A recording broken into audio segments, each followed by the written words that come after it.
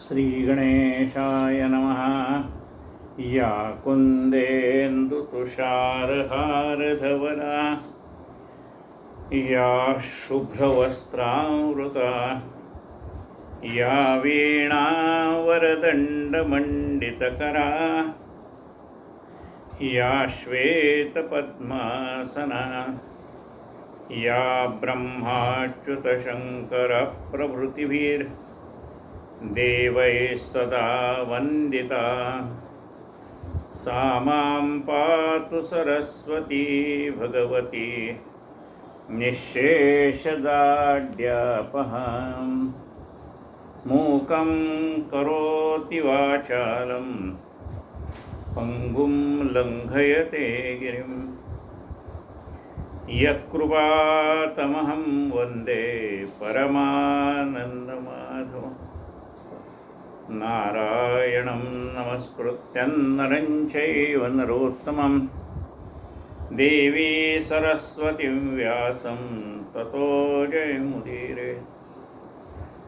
वसुदेवसुतं देवं कंसचाणूरमर्दनं देवकी परमानन्दं कृष्णं वन्दे जगद्गुरुम्।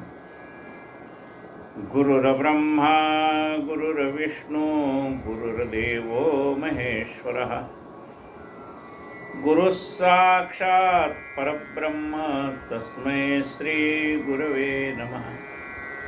श्रोता वक्ता श्रीराम समर्थ। जय जय रघुवीर सद्गुरु गजानन महाराज की जय।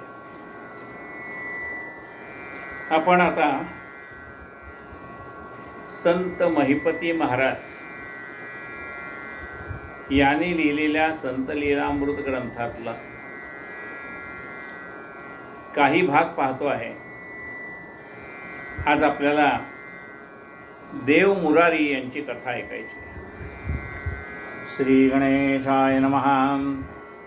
याचकासी आधार दाते याचा की अंधासी आधार डोळसाचा देवी भक्त कथा वर्णिता साचा मज संतांचा आधार। ज्याप्रमाणे याचक आहे, या याचकाला आधार कोणाचा आहे तर दात्याचा आधार आहे। तो याचक कोणापुढे जाईल? दात्यापुढे जाईल ना, की अरे मला काहीतरी द्यावं। हे ज्याच्याकडे दातृत्व आहे असा दाता, त्याच्याकडे कोण जाईल? याचक। म्हणजे याचकाचा आधार कोण आहे तर तो दाता याचकाचा आधार आहे। आंधळ्या माणसाचा आधार कोण आहे? आंधळ्या माणसाचा आधार आहे डोळस माणूस। हा डोळस माणूस त्याला हाताला धरून रस्ता क्रॉस करून देईल म्हणा, गर्दीतनं बाहेर काढेल म्हणा।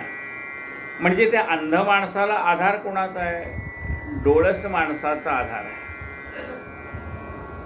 देवी भक्त कथा वर्णिता साचा मज संतांचा आधार। तशी ह्या संतांच्या कथा वर्णन करून सांगताना मला कुणाचा आधार आहे? मला या संतांचा आधार आहे ना। दासगणू महाराजांचा आधार घेऊन मी गजानन विजय ग्रंथात सांगू शकलो। आज ह्या संत कथा या महिपती महाराजांचा आधार घेऊन तुम्हाला सांगतो। म्हणजे संत कथेला आधार कोणाचा आहे? संतांचा। की वायू सत्य करून डोले त्रिगुणाचे बुजावना त्याचे अंगे करते पण स्वतंत्र कोठून असेल। आपल्याला माहिती आहे की शेतामध्ये पाखरं येऊ नये म्हणून काय लावलंय? बुजगावणं। आता ते बुजगावणं असं हलत असतं। आता ह्या बुजगावण्याला हलण्याला आधार कोणाचा आहे? या बुजगावण्याला हलण्यासाठी आधार कोणाचा आहे तर त्याला आधार आहे तो वाऱ्याचा। वाऱ्याच्या योगाने काय हलतंय? ते बुजगावणं हलतंय। वायू सत्य करून डोले त्रिगुणाचे बुजावन त्याचे अंगी करते पण स्वतंत्र कोठून असेल। आता तो जसा ते बुजगावणं जसं वायूच्या सत्तेने हालतं तसं हे आपलं बुजगावणं सुद्धा हे आत वायू आहे, प्राणवायू आहे, त्याच्या सत्तेने हलत आहे. यातला प्राणवायू निघून गेला की बुजवणं हलणं थांबलं. श्री गणेशाय नमः. याचकासी आधार दातयाचा, की अंधासी आधार डोळसाचा. देवी भक्तकथा वर्णितासाचा, मज संतांचा आधार. की वायू सत्य करून डोळे त्रिगुणाचे बुजावण, त्याचे अंगी करतेपण स्वतंत्र कोठणी असेल.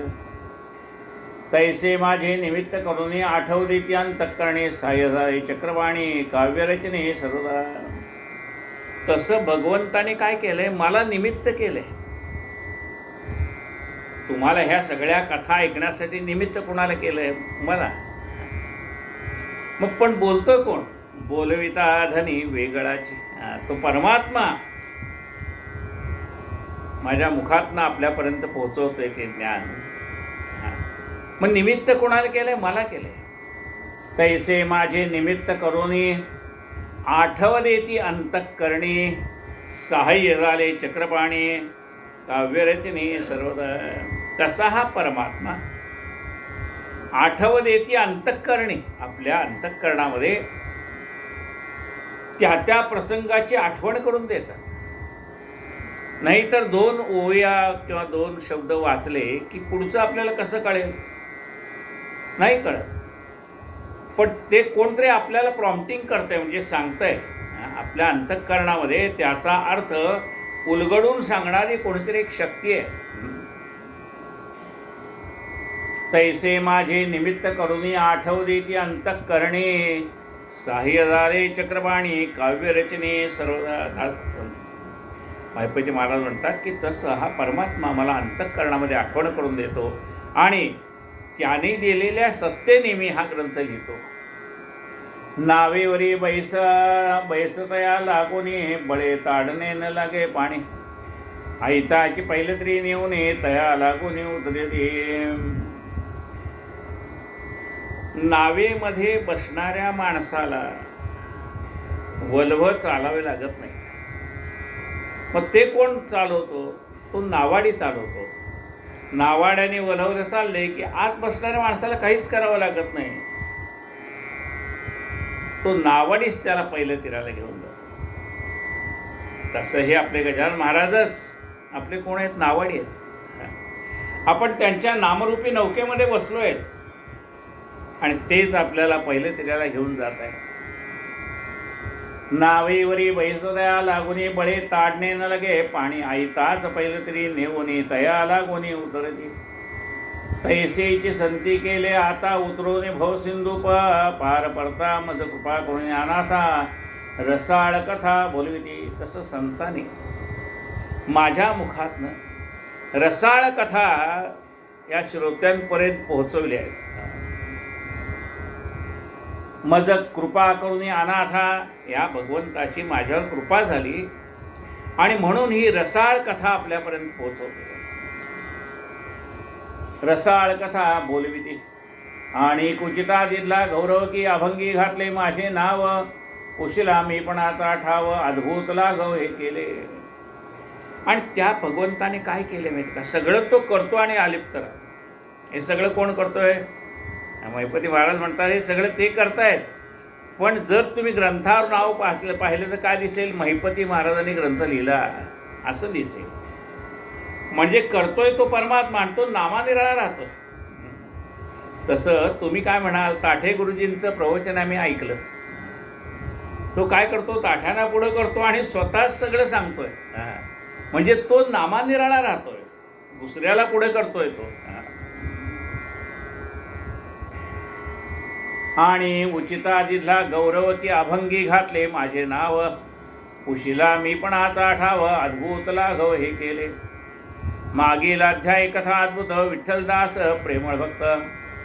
त्याचे चरित्र रसाळ बहुत, ऐकले समस्त सज्जने.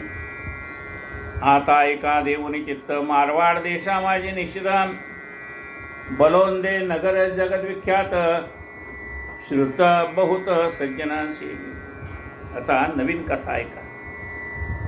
मारवाड देशामध्ये बलोंदे नावाचं एक जगद्विख्यात नगर आहे. तेथे जग देव मुरारी वैष्णवजन परम भाविक प्रेमळ सज्जन तीर्थप्रसाद ज्या कारण श्रद्धा परिपूर्ण बांधली. तिथं देव मुरारी नावाचे वैष्णव आहेत, म्हणजे विष्णूचे भक्त आहेत.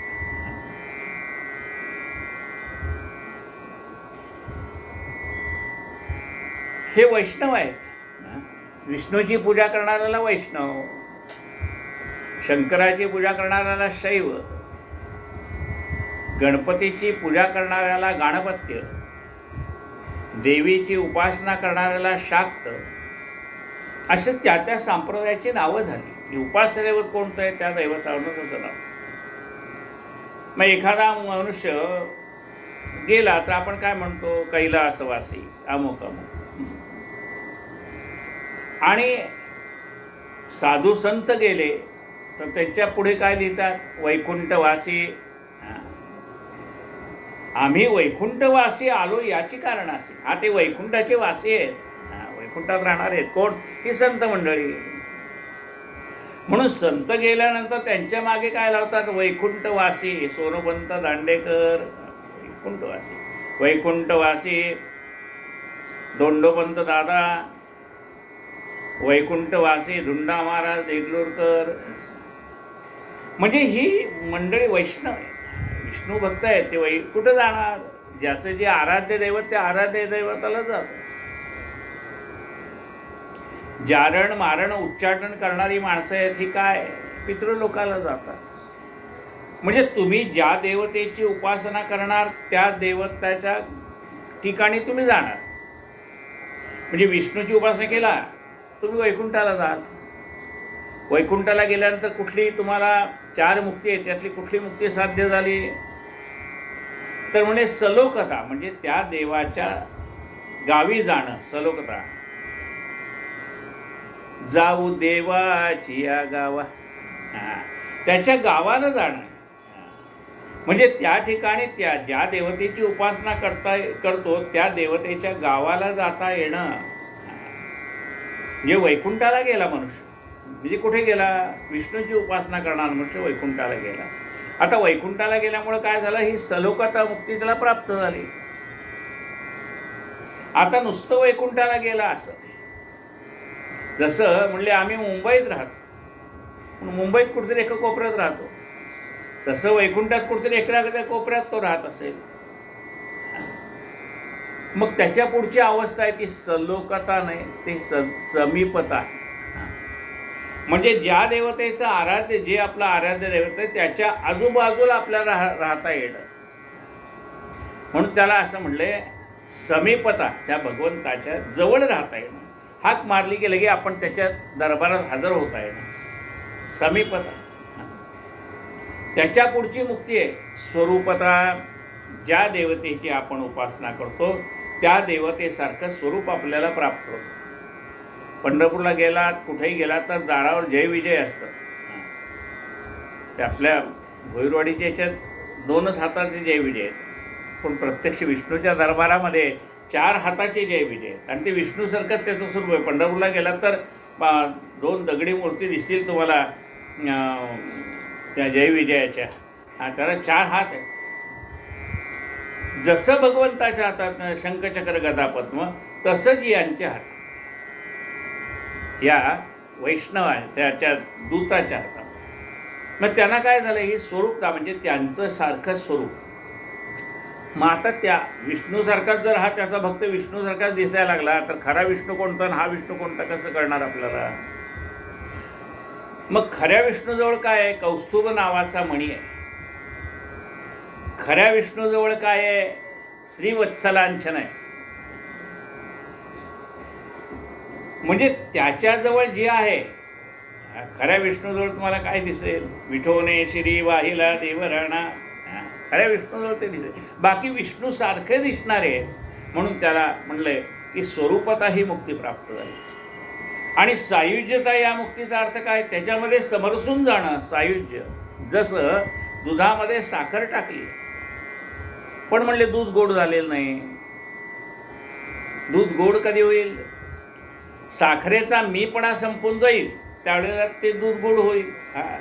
साखरेचा साखरपणा निघून गेला, म्हणजे तिचा जो जड अंश आहे, स्थूल रूपाने आपल्याला नजरेला दिसणारी साखर, ती एकदा विरघळून गेली ना तर ह्या स्थूल नजरेला ती साखर दिसत नाही, पण दूध गोड झालेलं दिसतं. म्हणजे साखर काय झालेली आहे, त्या दुधामध्ये विरघळून गेली. तसं सायुज्यता मुक्ती म्हणजे त्या स्वरूपामध्ये आपण विलीन होऊन जाणं.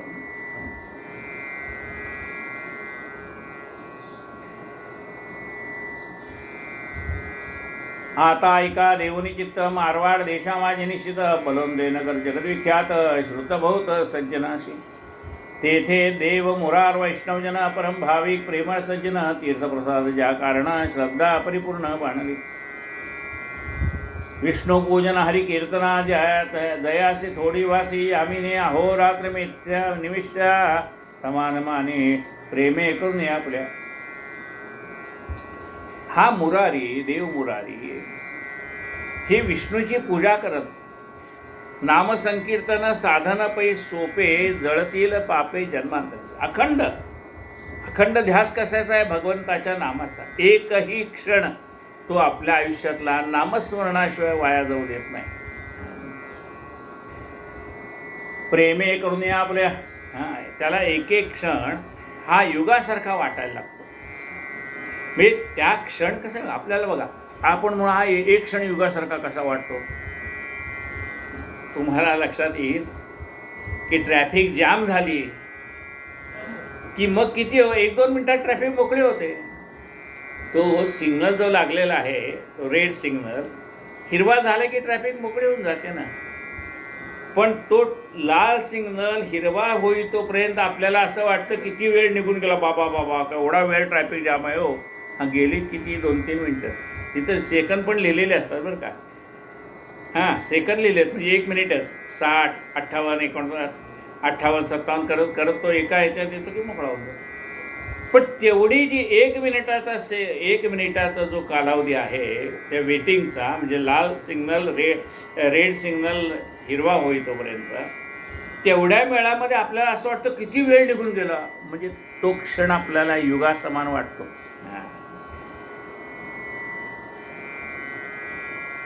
विष्णू भोजन हरि कीर्तन दयासे थोडी भासी आम्ही अहोरात्र निमिषा समान माने प्रेमे करून या पुल्या.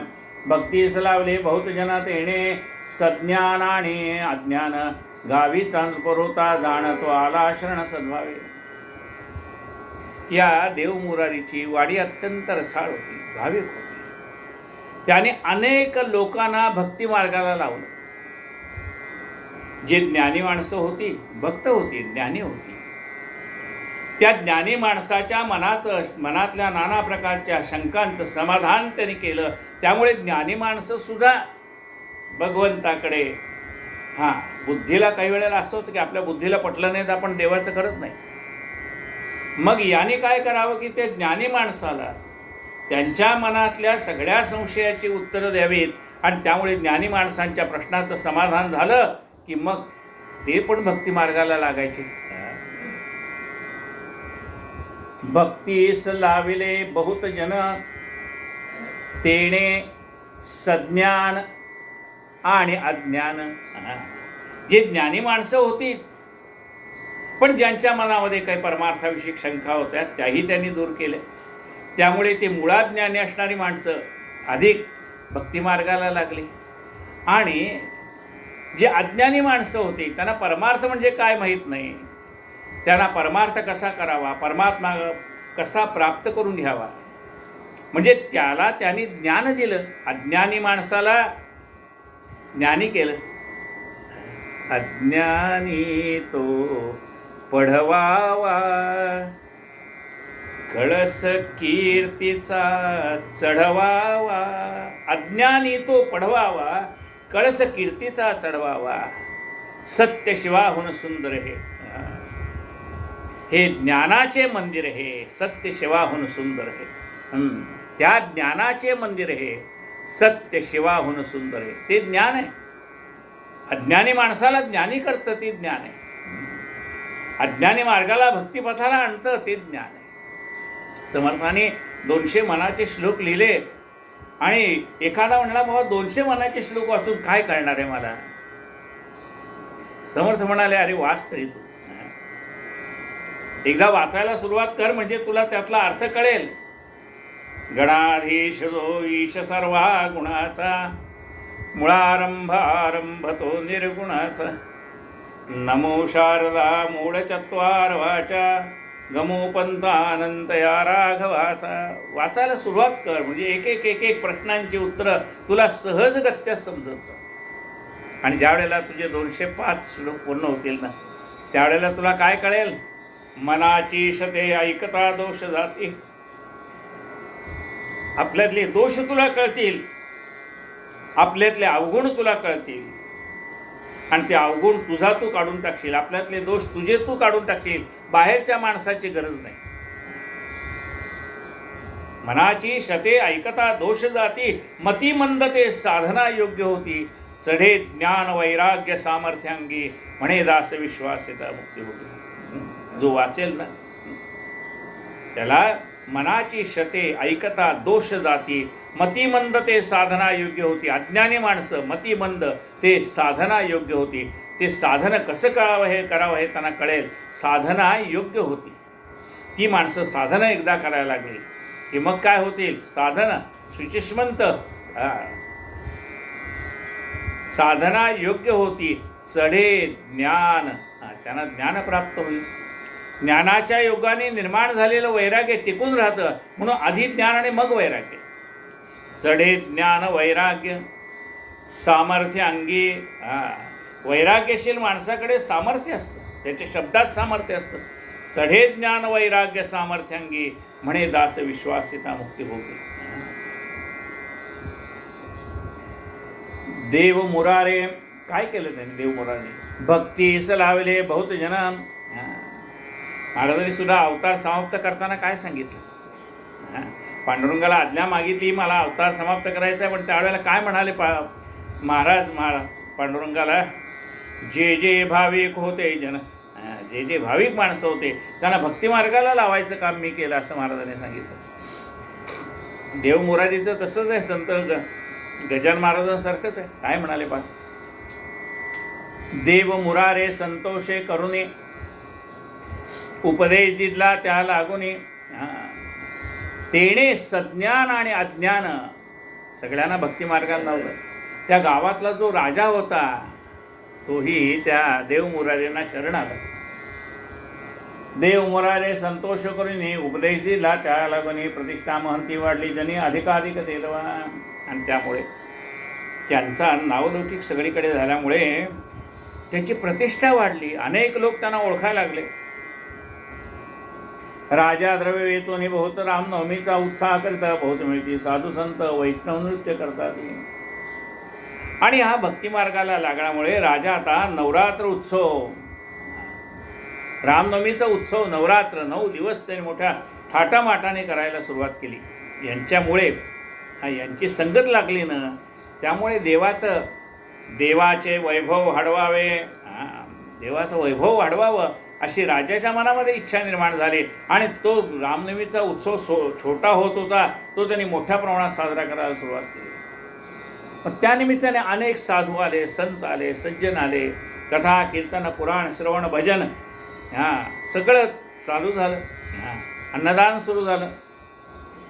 9 दिवसपर्यंत दान होतच. हे पूजा हरिजागरणा, दिवसा ब्राह्मण संदर्पण, रात्री कीर्तन उत्साह. दिवसा ब्राह्मण संदर्पण व्हायचं, रात्री कीर्तनाचा कीर्तन महोत्सव व्हायचा. 10वे दिवशी करून ललित राजा गौरवी साधू संता, वस्त्रे भूषणे सर्वास देत, सद्गुरु महंत आज्ञाने. रामनवमीचा उत्सव झाला की 10व्या दिवशी ललिताचं कीर्तन व्हायचं. आणि मग राजा साधू संतांचा गौरव करायचा, आपल्या हाताने त्यांना वस्त्रभूषण द्यायचं. ही सगळी ह्या देव मुरारीची आज्ञा होती, त्याप्रमाणे तो राजा करायचा. देव मुरारीने सांगितलं, अरे साधू संत येते घरात तोची दिवाळी दसरा. अरे आपल्या घरी साधू संत आले पाहिजे. ऐसा उत्साह झाल्यावर हे वैष्णव जाते आपल्या घरी, पुढील उत्साह येता अवसरे येते सत्रा सर्व. ही एकदा या ठिकाणी मोठ्या प्रमाणात भव्य प्रमाणात रामजन्मोत्सव होतोय कळल्यानंतर दरवर्षी मग आमंत्रण द्यावं लागलं नाही. दरवर्षी लोक स्वतःहून त्या उत्सवाला यायला लागले.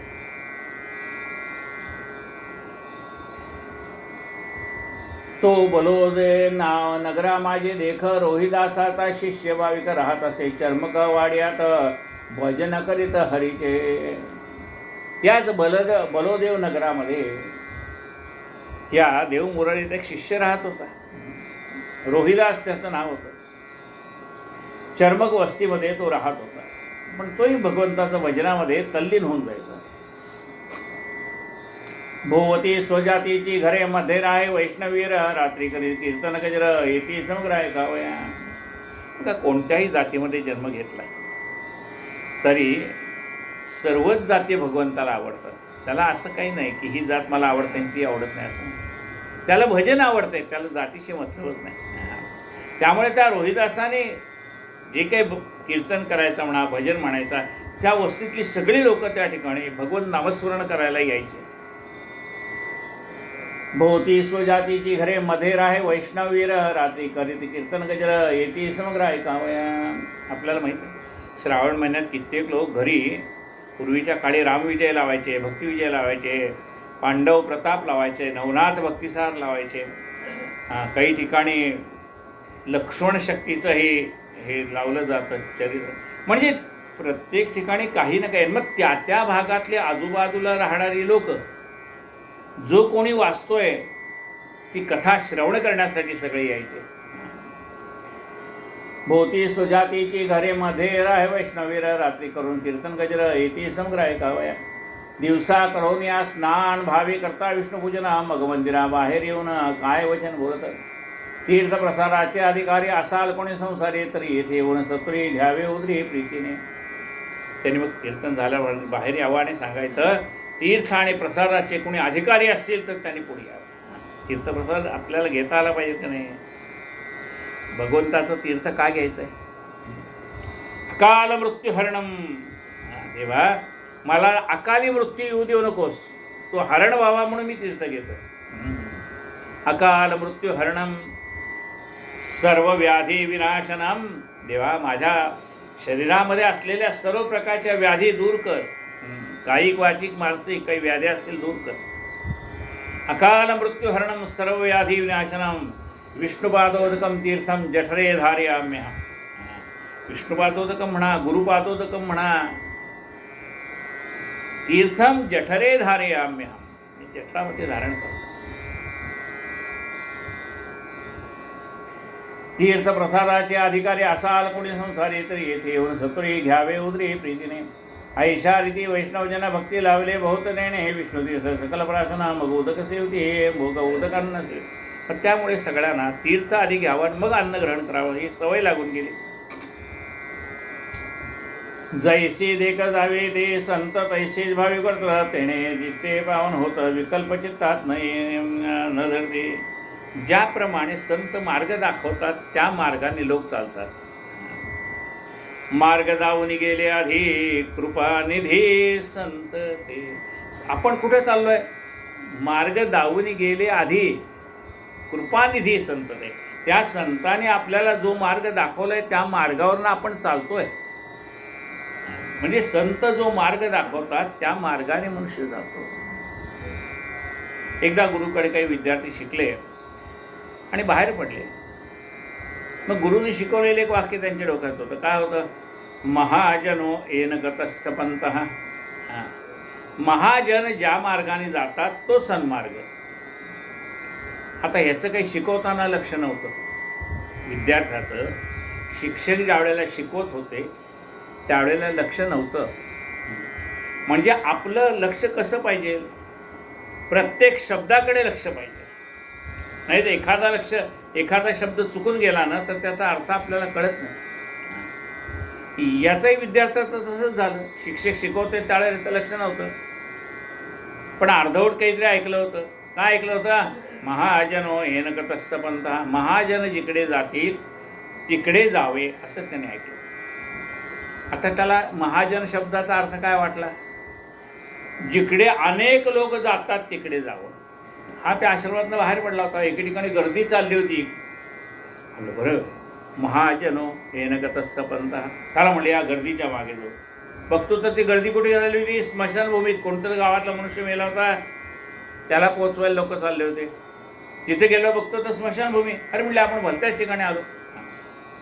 मग त्याने एकाला विचारलं, का म्हणले आमच्या गुरुजीने सांगितलं महाजवनेर ग्रंथावर, हा काय म्हणजे स्मशानाला जायचा मार्ग दाखवला का काय गुरुजीने आम्हाला? नाही म्हणते. तुझं लक्ष नव्हतं का बाळा ऐकताना? अरे महाजन म्हणजे ज्ञानी माणसं ज्या मार्गाने जातात त्या मार्गाने माणसाने जावं. हा ईशारती वैष्णवजन भक्ती लावले बहुत तेणे, विष्णुतीर्थ सकल प्राशन मगोदक अन्न सेविते, जैसी देख संत दावे दावे, जैसी देख दाविते संत, तैसेची भाविक वर्तन, तेणे चित्ते पावन होतं, विकल्प चित्तात न धरती. त्यामुळे त्यांची चित्त पावन व्हायचे, निर्मळ व्हायचे. त्यांना एक माहिती होतं की आपले गुरु आपल्याला योग्य मार्गच दाखवणार, अयोग्य मार्ग दाखवणार नाहीत. त्यामुळे त्यांच्या मनामध्ये विकल्प यायचा नाही. तो कोणी एके दिवशी जाण प्रातःकाळी करून स्नान यथाविधी करून पूजन येवो निबाहेर टाकला. स्वयातीस म्हणे ते अवसरी तीर्थप्रसाराचे अधिकारी असाल तर येऊन सत्री ये अवसरी घ्यायचे. तो देव मुरारी करून स्नानात जात होता, आपले सुद्धा शब्द त्याच्या श्रवण अकस्मात पडेल. आता हा सकाळची रोजची काय त्याची पूजा असेल ती झाली, बाहेर आला आणि म्हणाला, अहो या तीर्थाचे आणि प्रसादाचे कोणी अधिकारी असतील तर त्यांनी तीर्थप्रसाद घ्यायला यावं. देव मुरारी नुकतंच नदीवर स्नान करून घरी चालले होते. त्यांच्या कानावर हे शब्द पडले की तीर्थाचा आणि प्रसादाचा कोणी अधिकारी असेल तर त्यांनी पुढे यावं. तो देव मुरारी करून स्नाना जात होता, आपल्या सदना शब्द त्याचे आकाश श्रवणा अकस्मात पडेल. मनात विचार करी म्हणता आम्ही म्हणतो विष्णुभक्त तीर्थप्रसाद घ्यावया, तो इथं अनुमाने हे काय असया. त्यांनी विचार केला मनामध्ये देव मुरारी की आम्ही कोण म्हणतो, वैष्णव आहे. तर आपल्याला हा तीर्थप्रसाद घ्यायला काय हरकत आहे? देवाचाच प्रसाद आहे ना, तो हे देवाचा तीर्थप्रसाद कोणी घ्यायचा असेल ते या. त्याच्या मनामध्ये हा विचार आला नाही की याची जात कोणती. कारण वैष्णव लोकांच्या मनात कुणाची जात कोणती हा विचारच येत नाही. वैष्णव जन तो नरसिंह मेहतांचं पद आहे, काय म्हणतात, वैष्णव जन तो तेने कहिये, पीड पराई जाने रे. दुसऱ्याचं दुःख जाणतात त्याला वैष्णव म्हणतात. याच्या मनामध्ये विकल्प नाही की हा कुठल्या जातीतला आहे, काय आहे. तीर्थप्रसाद घ्या म्हणलं, देव मुरारी पुढे आले. मनात विचार करी म्हणता आम्ही म्हणतो विष्णुभक्त तीर्थप्रसाद घ्याव्या, तर तिथं अनुमान नाही हे काय असं आहे. मगर देव मुरारी ती अवसरी पातले चर्मकाचे घरी म्हणे तीर्थप्रसाद करी आमचे करी अर्पावा. ऐसे वचन बोलता पाहि रोहिदास संप्रदाय, भयभीत आपले ठाई म्हणे उचित नाही स्वामी. तो घाबरला. त्या काळामध्ये मोठं हे मानलं जायचं जातपातीचं. नको नको म्हटले महाराज, मी तुम्हाला कसा तीर्थप्रसाद देऊ? हे योग्य नाही. तुम्ही ब्राह्मण उंच वर्ण निश्चित, त्याहीवरी राजगुरु महंत मोहिने या ते सर्वात महा येणे अनुचित ये ठाया. अहो म्हटले तुम्ही ब्राह्मण कुळामध्ये जन्माला आहात, त्यातनं तुम्ही राजपुरोहित आहात. समाजामध्ये तुम्हाला मान आहे, लोक तुम्हाला नावं ठेवतील. सकाळ जन्मकते अवसरी वैविध झाल्यानंतर हे म्हणते रायास कळेल जरी तरी शिक्षावरी लावेल. म्हणजे सगळे चर्मक घाबरले. म्हणजे जर राजाला ही गोष्ट कळली की त्यांच्या गुरुनी याच्याकडनं तीर्थ घेतलं आहे तर मग अनर्थ होईल. देव मुरारी बोलते वचन रायापाशी काय कारण, आम्ही तीर्थप्रसाद घेऊन संतोष म्हणे पैदा. ते म्हणले इथं राजाचा काय संबंध आहे? राजाला ते आवडेल का ना आवडेल याचा काही संबंध नाही. मला वाटलं की तुमच्याकडनं तीर्थप्रसाद घ्यावा म्हणून मी आलोय, मला तुम्ही तीर्थप्रसाद द्या. बाकीच्या गोष्टीचा विचार तुम्ही करू नका. मग रोहिदाचा संप्रदाय म्हणे श्रद्धा उचित नाही, आजी अनुचित स्वामींनी केले ऐसे मज वाटे. आम्ही ही लिया त्या मंगळ दृष्टीस मळी न दिसे जळ, आमचे स्पर्श विटाळ ब्राह्मण सकळ मान्यताती. ऐसे ठाई आले ते आता म्हणून आश्चर्य वाटले. चित्ता पशुत्वाचे घरी चतुता कामधेनू पातळी, की ससाण्याचे घरी जाण अकस्मात पातला असं पूर्ण तैसेचे स्वामीचे दर्शन मज कारणे मज कारणे भासत. ते रजकाचे घरी निशिदाकाशवर आला ऐरावत तो ते रासवाचे संगत देखता चित्त कंटाळे तैसे आजी घडले निर्धारे आता परतोन जावे मंदिरी रायास कळी अवसरी ते शिक्षा करेल आम्हाला. महाराज तुम्ही आमच्या वस्तीत कसे आला त्याचं मला नवल वाटतं. तुम्ही इकडे येऊ नका. राजाला जर गोष्ट कळली तर अनर्थ होईल. तुम्ही जा इथून. देव मुरारी बोलते वचन सर्व गोष्टी देणे सांडो न मज विष्णू तीर्थाचे कारण ऐके वचन सांगतो. रोहिदासा अरे मला तीर्थाशी मतलब आहे, मला बाकी गोष्टीचे मतलब नाही. तुझा सद्गुरू रोहिदास त्याची आज्ञा ऐसी असे उदक म्हणावे तीर्थास आणि असे संतास असे ना आणि अति संतास असे ना. हे बघ तू गुरु कुणाला मानतो? नाही म्हणले आमच्या समाजामध्ये रोहिदास नावाचे गुरु झाले आणि त्या रोहिदासाने मनचंगा तो कठोती मे गंगा. त्यांच्यासाठी काढोनिया करजला वरी जान्हवीने पैशास त्या धरियले परमादराने आणि म्हणे मध्ये बालक रोहिदास द्याहा प्रसाद मग कंकड हे तयास. असे जे रोहिदास ते आमचे गुरु आहेत. मग देवमुरारी म्हणतात तुमच्या गुरूंनी काय सांगितलं? तुझा सद्गुरू रोहिदास त्याची आज्ञा ऐसी असे उदक म्हणावे तीर्थास आणि याती संतास असे ना. अरे तुझ्या गुरूंनी काय सांगितलं? जे पाणी आहे त्याला पाणी म्हणू नये, गंगा म्हणावं. तुझ्या गुरूंनी काय शिकवलंय? पाण्याला पाणी म्हणू नये, त्याला गंगा म्हणावं असं शिकवलंय. आणि संतांना जात नसते हे तुमच्या गुरूंनी सांगितले म्हणाले.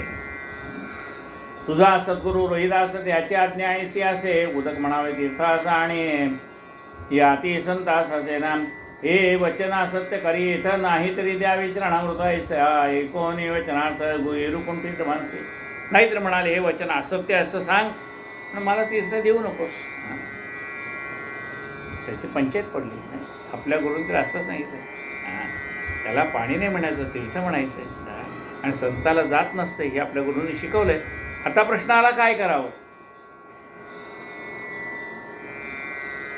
मनसी चर्मक जाती ही ना तरी चर्मे वेष्टले त्रिभुवना त्या जवा सोनी देहरक्षणा होय कैसे नाही सांग बा. अरे तू म्हणतोस की मी चर्मक म्हणजे सांबाराच्या जाती जन्माला आलो, पण अरे चर्माशिवाय काय आहे?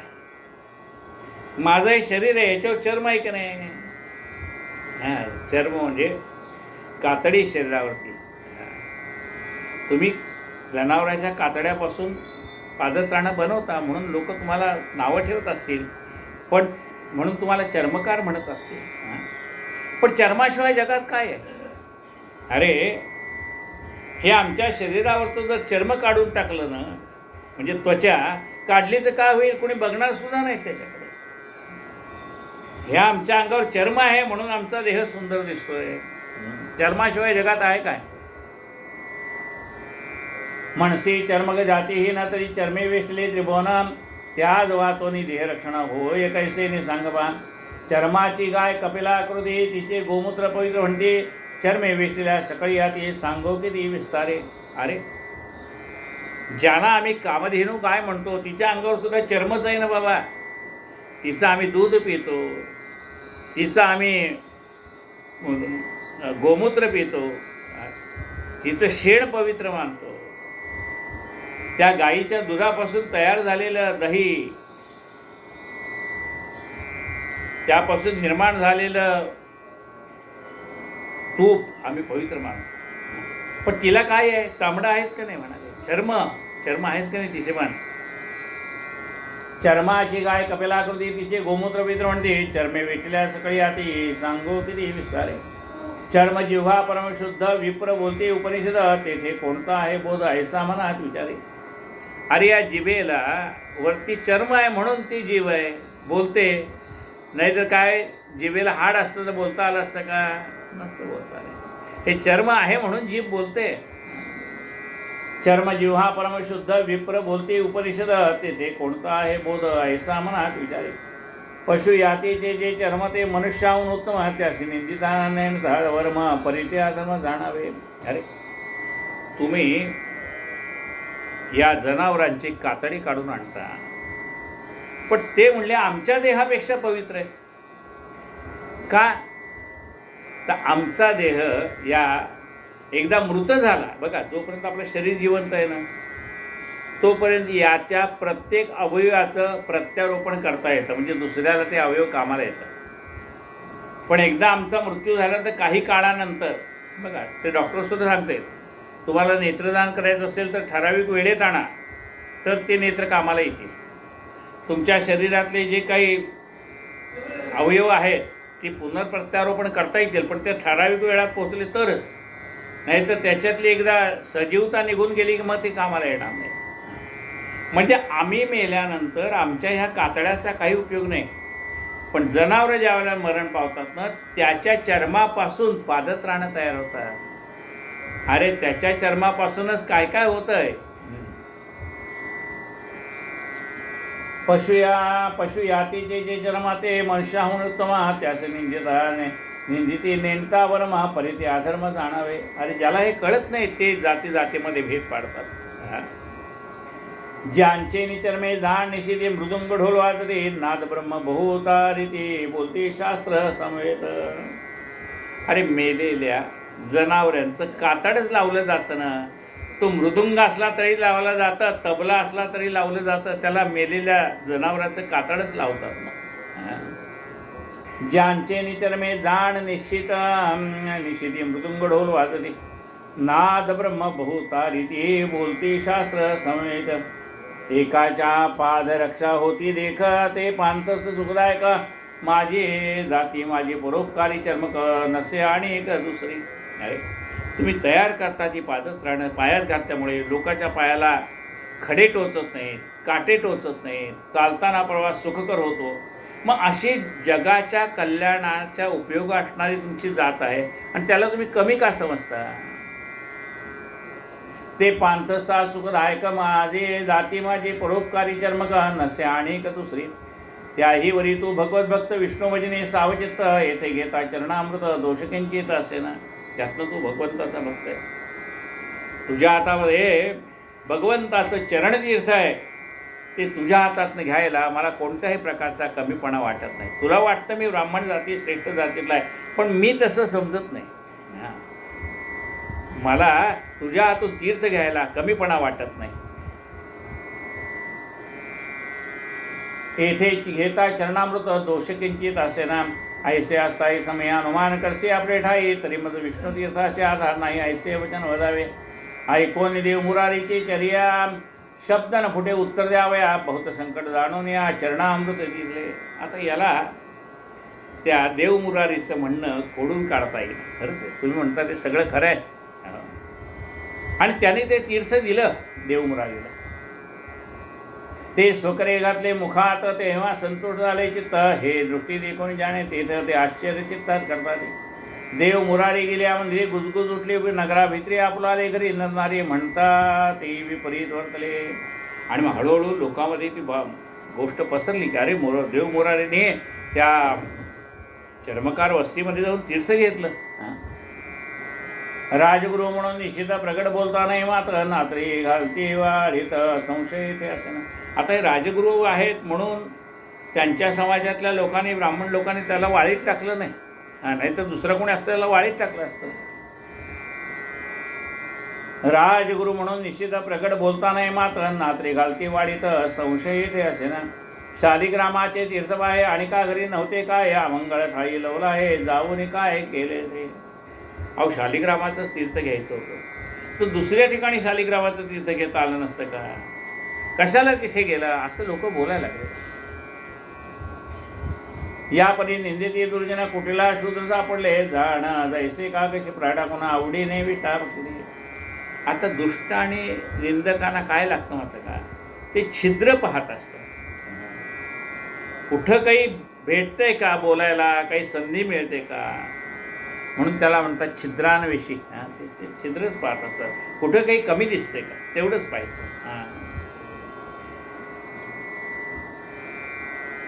यापरी निंदक दुर्जना कुटिळा सापडले, कुटिळा शूद्र सापडले, जाणं जैसे काक क्षिप्रा टाकून आवडीने विष्टा भक्षती, जसे कावळे त्यांना चांगलं दिलं तर त्यापेक्षाही वाईटकडे त्यांचं लक्ष जातं. की दुग्ध टाकोनी जवळ गोचेड हृदय सेविता बळे, तैशापणे निंद खळ उणे पाताळ शोधिले. किंवा म्हणाले जसं गोचिड आहे, माऊलींनी त्या गोचिडाला एक सुंदर उपमा दिलेली. काय म्हणतात माऊली बघा, गाईच्या कासेवरती गोचिड बसलेले आहे.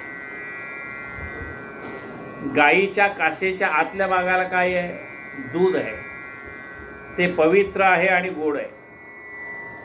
पण त्या गाईच्या कासेवर बसलेलं गोचिड आतलं दूध प्राशन करत नाही, तर त्या त्वचेमध्ये असलेलं फक्त रक्त प्राशन करतं. पाहे पा दुग्ध पवित्र आणि गोड, पासी त्वचेची या पदराड, ते सोडून या गोचिड अशुद्ध काय न सेविते. तैसा हृदयामध्ये मी रामो, असता सकल सुखांचा आरामो, आणि भ्रांतासी कामो विषयावरी. तसा म्हणाल मी प्रत्येकाच्या अंतःकरणामध्ये परमात्मा स्वरूप आरूढ झालोय, आणि भ्रांत माणसं म्हणजे अज्ञानी माणसाला या शरीरामध्ये विषय कुठे आहे तेवढाच बघायचं त्याची नजर जाते. आणि म्हणून छिद्रान्वेषी लोक आहेत ते तुमच्यातलं काही कमी काय चांगलं आहे तुमच्याकडे बघणार नाही. थोडं काही वाईट घडलं की त्याची गावभर चर्चा करायला लोक तयार असतात. राहिलेला कथा बघा आपण उद्या ऐकूया. कायेन वाचा मनसेंद्रियर्वा बुद्ध्यात्मना वा प्रकृती स्वभाव